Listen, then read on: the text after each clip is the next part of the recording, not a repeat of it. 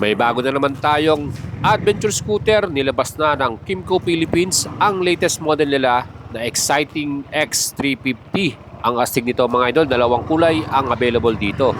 Wow! So that's it mga idol, brand new model from Kymco Philippines Incorporated. Nilabas na nga nila today at ito na nga po ang latest adventure scooter sa market dito sa atin.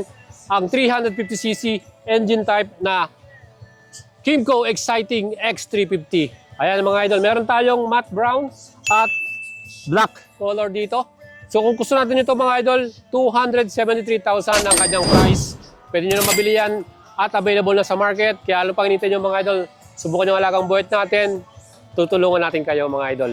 At syempre itong mga ating bagong model na to, tignan natin lahat ng specs and features, walk around natin at subukan din natin mamaya ang i-test ride ko. Let's go mga idol. Ganda eh. So mga idol, ang pinaka-the best na nagustuhan ko rito, ang astig ng kanyang headlight. Ano? Ito yung daytime running light niya. At makita nyo man dito yung signal light niya sa baba. So meron tayo itong high and low beam. So nice. ang kagandahan dito, talagang malakas yung ating ilaw para dito. So yan mga idol. Well, nakapakaganda rin. Meron na tayong built-in adventure camera. So meron tayong front camera at rear camera mga idol. So napakaganda at meron na tayong built-in camera dito sa ating bagong X350. And mga idol, yung ating engine type dito, 350cc. Ayan mga idol, yung ating engine dito, napakalaki din. So ito nga ay 350cc, single cylinder, 4 valves, liquid cool, fuel injected, Euro 4 compliant mga idol at CVT with belt drive. Ayan. Diba? Panalo rin yung ating pinaka engine type dito ha. And para naman sa ating pinaka exhaust, kita nyo, hard plastic. Ayan. So yan po yung ating pinaka-muffler dito, no? Ayan, mga idol. And mga idol, matibay yung kanyang frame na ginamit, double cradle rigid frame, no? Yan ang kanilang ginamit na frame dito. Astig mga idol.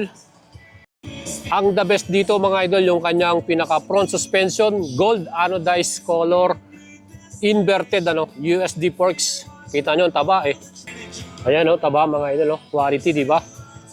So sa suspension pa lang ay talagang quality na yung nilagay ng Kymco dito. Dito naman sa ating likuran, dual shock absorber. Ayan, napakaganda rin ang ating likuran na suspension. Dual shock, heavy duty. Kahit may angkas ka dyan or mabigat man yung dala mong kasama mo, okay. Ayan, para naman sa stopping power natin, eto, malaki yung wavy disc din niya. At syempre 2-piston caliper.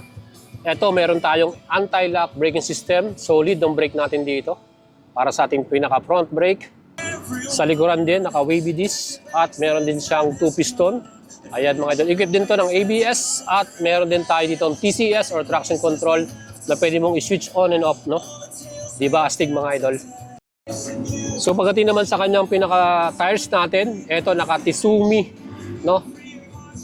Tires. Size 15 yung front, 120/70 by 15 yung front tire natin. So ganyan yung kanyang pinaka-tread natin dito sa ating pinaka-front tire. And dito naman sa likuran mga idol, nakita nyo yung tire hugger. Diba? Hindi mo na kailangan bumili ng tire hugger. No? Meron na siyang built-in, nakalagay na. So hindi na matatalsikan masyado yung likuran natin. Magandaan din mga idol, ang ating size sa gulong sa likod ay 14-inch, 140/70 by 14. Ayan. So yung gulong natin, parehong tubeless yan, front and rear. At yung style ng ating pinaka wheels ay alley cast wheel, 5-spoke. Ayan. So yun guys, yung ating namang pinaka dimension dito. Pagdating sa kanyang wheelbase, 1,563. Yung sukat ng wheelbase natin, 1,563 mm, no? At para naman sa ating pinaka-seat height, 800 mm yan, 800 mm. And very challenging lang yung kanyang bigat dahil meron tong total curb weight ay may bigat na 195 kilograms at ground clearance na same naman ng ating DTX 350 na 145 mm. So guys, yung ating upuan talaga makapal yung foam, no? Ayan, no? Kapal niya mga idol at two-tone yung seat cover. Tingnan natin yung loob. Wow! Grabe, ang laki. Ang laki ng kanyang compartment mga idol. At meron din siyang, ayan no, stopper no. Diba? Solid. So meron lang stopper, di mo na kailangang hawakan. kung may nilalagay kang gamit. Ayan. Kagandahan din dito, meron na siyang nakaabang na top box frame. Ayan, di ba? Solid, oh. May top box frame na rin. So guys, ang dami rin ng compartment dito. Meron tayo dito. Ayan, sa right side at dito sa left side. Ayan. So meron tayong mga bulsa dyan. Pwede paglagyan ng gamit. At ito yung ating smart key. Ayan yung ating pinakasusi, yung fob natin. Lock and unlock, no? Answer back. Anti-theft alarm. Meron din yan. So yan mga idol. Astig, di ba? Tapos dito mga idol, meron tayo ditong parang pangalan niya X350. Pero hindi nyo alam, meron din itong compartment. Ayan. O, di ba? So, pwede ka pa maglagay ng mga extra mo dyan, luggage mo dyan. Ayan. So, nandito rin yung ating compartment, no? Meron tayo dito.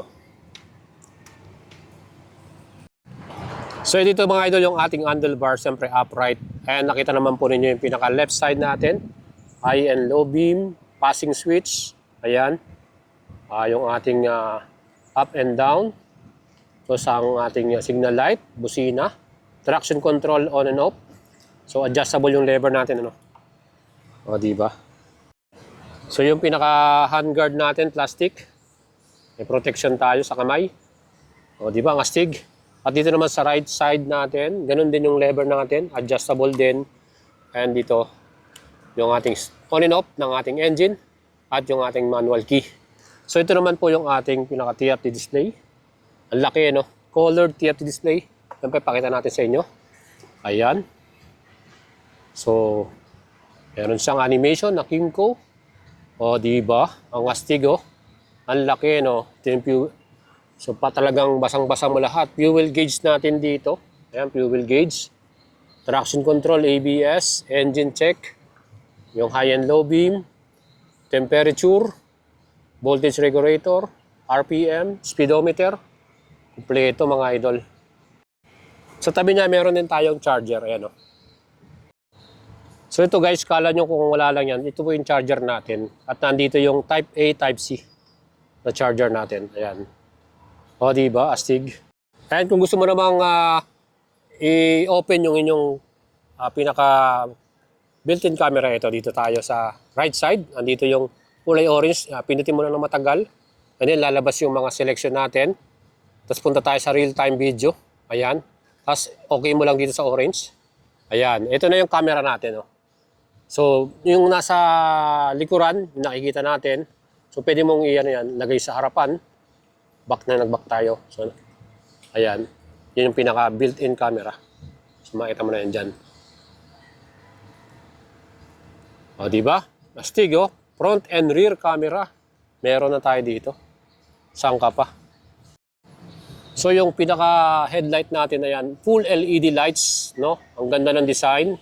Panalo no? And yung ating daytime running light, no? Kitang-kita mo talaga visible. So yan yung ating signal light niya, no? Ito naman sa ating likuran, yung pinaka tail light natin, yung brake light. Laki, no? Kitang-kita mo rin talaga. Saka yung ating signal light, ayan mga idol. Ayan yung mirror natin, talagang quality din, malaki din yung kanyang So talagang kitang-kita mo kagad yung sa likuran natin. Ayan. So overall mga idol, yung ating windscreen pala ay hindi siya adjustable. No, naka-fix lang yan.